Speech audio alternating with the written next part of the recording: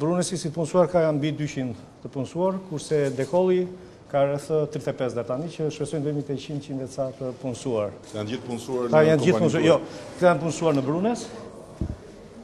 Kurse pjesa tjetër është e dekollit. Po janë pjesë e grupit. Po janë pjesë e grupit, po është pjesë e Brunesit. Si ka mundësi kanë gjetë punë, se s'ka punë? Jo, punë ka, ne kemi kërkesa.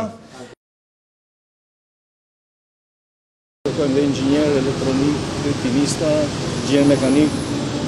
Po teknik të mesëm? Dhe teknik të mesëm kemi më shumë nevojë. Dhe për teknik të mesëm, biles me vajzë me kimistën po fisja dhe me inxhinierin italian, me Mateon, që na duhen të paktën 4-5 veta, sepse fabrika do punojë për eksport dhe nuk e përballojmë dot që mund të vendem në dy turne.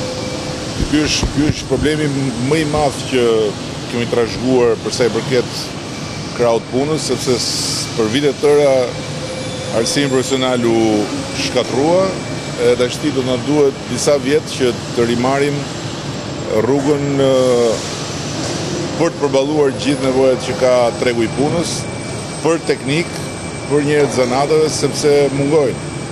Dhe kjo mungesë bën që në shumë raste kompanitë mos zgjerohen dot, se s'kan burime njerëzore ose edhe t'i marrin nga jashtë. Sa eksportoni si volum në raport me ato që shisni brenda? Jemi te 2000 tonë në muaj në eksport, jemi goxha. Kjo është ambicia. Është ambicia që themi që do të arrijmë shumë shpejt. Sepse makineritë janë goxha, është bërë një investim për rreth 6 milion eurosh, fabrika është ndërtuar për 1 vit e 2 muaj. A ju ka kursyer politika që kemi ndjek ne me TVSH-n?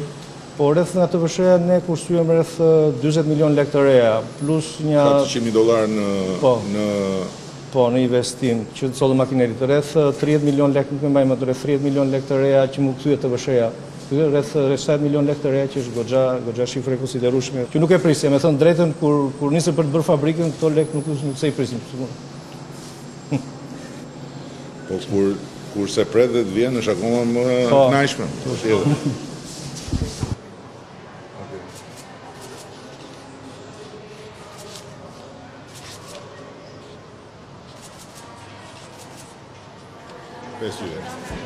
Faleminderit.